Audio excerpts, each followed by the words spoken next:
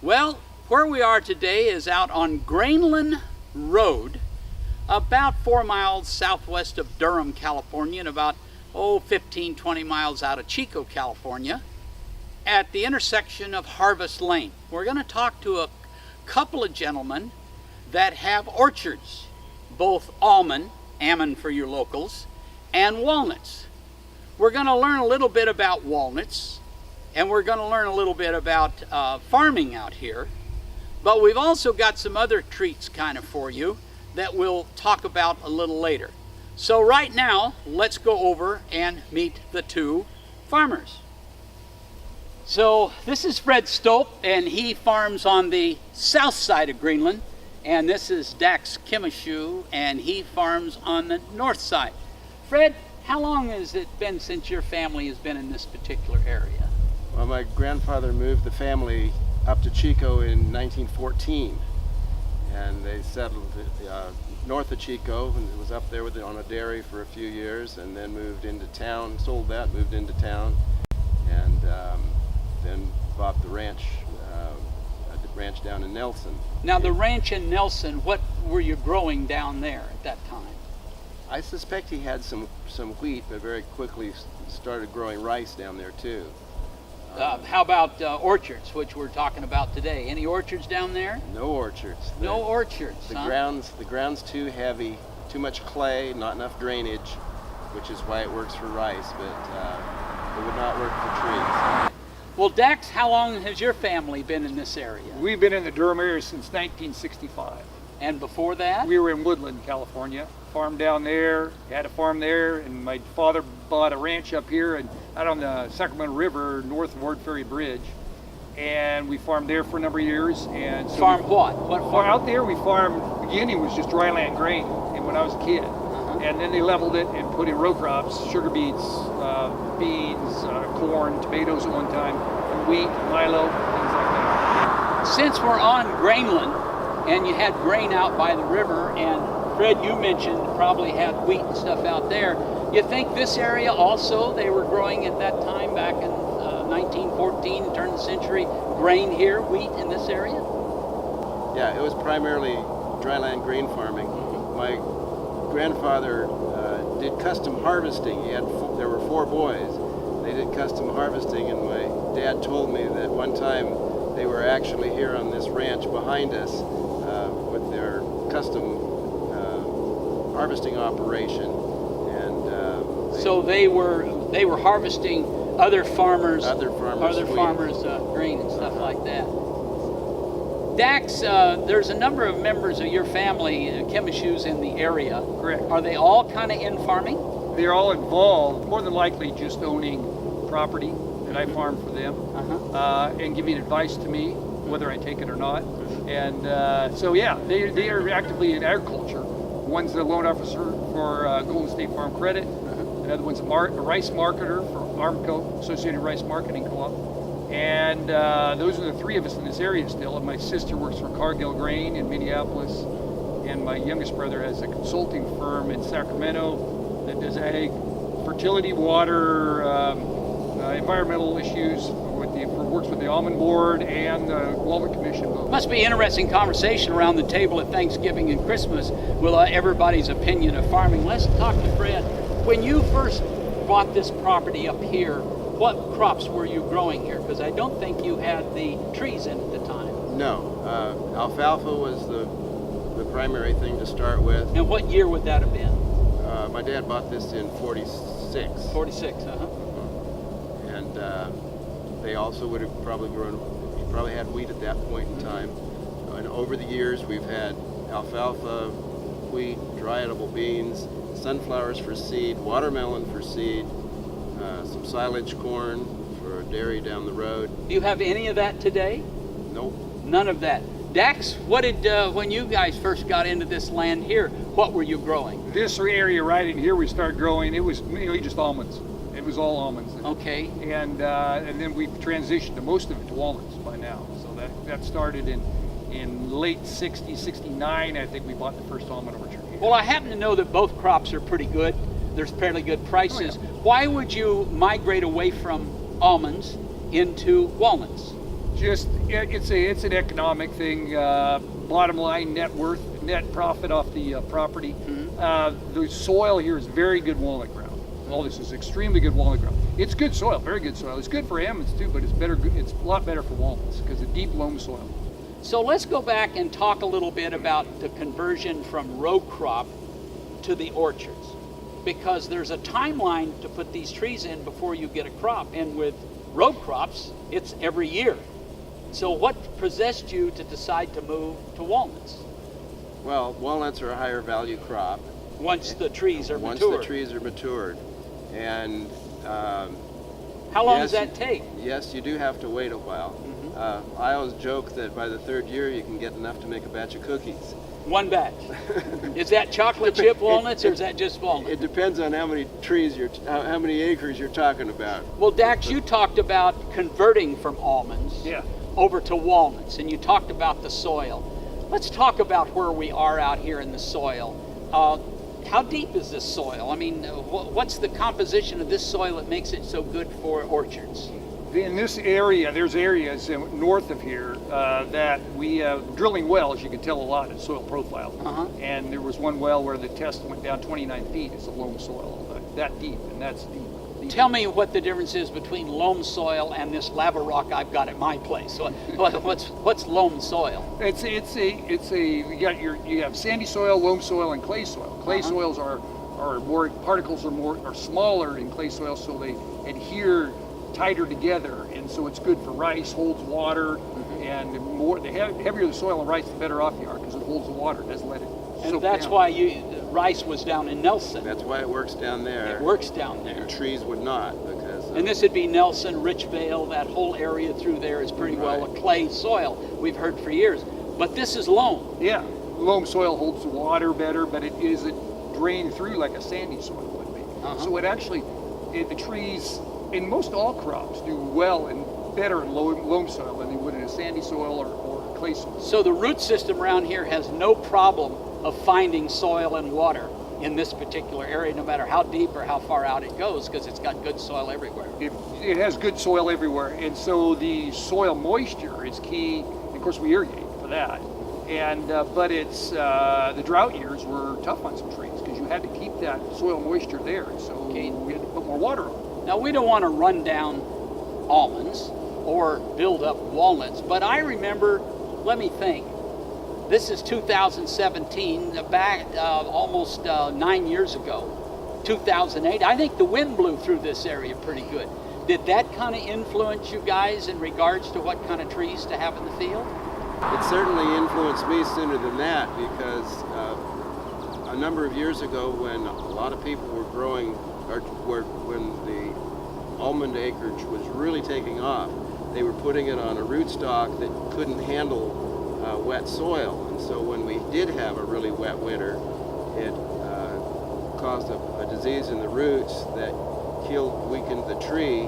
Then when you get some wind, they all fall over, and so I watched my neighbors replant. And walnuts will last for a long time. They don't blow over typically, because the root system is better, and so that was a primary reason for my choice. So Dax, I think your neighbor to the south probably talked to you a little bit about what to put in over here, and you were starting to transition also to walnuts. Correct, yeah. Has that worked out pretty well? It's worked out real well. We do an orchard at a time and let them get up into production, then we do another one, and it's worked real well. Yeah, it's been, of course, we went through a real good 3 or 4 years of high walnut prices, which helps the development of the orchards that are coming out of almonds and going into walnuts. And we still grow some almonds, and we always will probably. And yeah, we don't want to put them down because they're a great crop to grow. But it's just, for me and for the soil here, walnuts work better. Well, now, when I go to the store and buy walnuts, I get choices of 3 things. I can buy them in the nut, the shell, in shell, and I can buy walnuts in the 2 halves, nicely taken out of the shell, and I can buy crumbly little pieces, Right. So all walnuts are pretty much the same, but I hear varieties. So is there more than one variety on your particular farm? We have mainly Chandler variety. We have one block of a Hartley variety, which is an older variety, and they're sold primarily in shell. But the Chandler variety is our mainstay, and it's a newer variety, and it's high producing, great quality, nice white meats in it, and that's what the industry demands right now, the buyer demands. So Fred, I want to get into how you selected the varieties, okay? Because I know you did some work with a certain agency that we talk about. So tell us your process of moving from the row crop into walnuts and how you decided what variety of walnut to start growing. Well, interestingly enough, when I started planting walnuts back in 2001, the industry thought that there were enough Chandlers already, and so it was recommended that I plant Howards, which is comes off a little bit earlier and doesn't get quite the same price that a Chandler does, but that was the recommendation. And so my first 112 acres were all Howards. Who's this Howard guy and Chandler guy? Do you guys know? Is that just somebody at some research center that's... You would know, Brent. I Fred? don't know. No, I don't know. The breeder down in UC Davis who developed these varieties put those names on there, and so that's what they're called. So Fred, in picking varieties, and you mentioned UC Davis, what influence has UC Davis had in what you've been doing on the south side here? Well, I asked the local farm advisor, the Walnut farm advisor, when I was planting this orchard behind us, if the university had any material in their breeding program that they wanted to see out in grower conditions. And so they provided me with 3 different selections. They just had numbers at that point. Now let me just stop. You're growing walnuts, but now you ask them if they've got some that's not out in production yet that they want to have in a real live situation instead of at their plant. And you took on 3 of them? I took on 3 of them to start with. And one of those subsequently was named and released as a patented variety. And then later, as I planted more acreage, I got another 14 selections, numbered selections. Well, how many trees would you put in of each selection? Generally, it was just 4 trees of each one. I've got but that's still planting 50-some trees of 14 different varieties as an experiment. Right. Well, that's a pretty big commitment too. One, it's going to row crops and walnuts, and now you're a UC Davis extension farmer. Cooperator. Cooperator, okay. But it's really important that we get these things out in the field to see what they're going to look like. In the locale. Yes. All right. They grow them in the nursery. They look at them down there in the breeding nursery down in Davis, but they really can't tell until they're out in a grower's field how they're going to perform. And some of them have done well.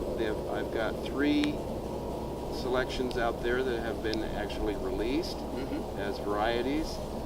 Most of them aren't worth much, and those will be taken out.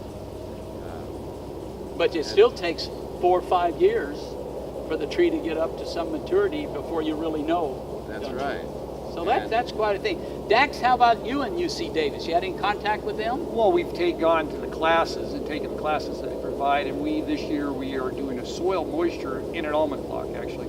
A soil moisture ratio versus where there's no cover crop on the ground at all to suck up moisture versus rows that do have a natural cover on it. We're not seeding anything, but it's natural weeds that come up. So we're so when I say weeds, you say a cover over the ground, huh? Yeah, cover crop. Cover crop over the ground. See which one used more water. It's a water savings that UC Davis is doing. And they found that this stuff where it's bare ground, the trees use less water. I mean, the ground holds the water better because you do not have the cover crop pulling moisture out of the ground. With a lot of your family in farming, could I assume in looking around the area that a lot of the farmers are working with UC Davis and getting information from them? I think majority of them do get information at times. Some work with them, not a lot work with them, but there's a few that do, but a lot of them get information all the time from them. Now, Fred, you're working with them.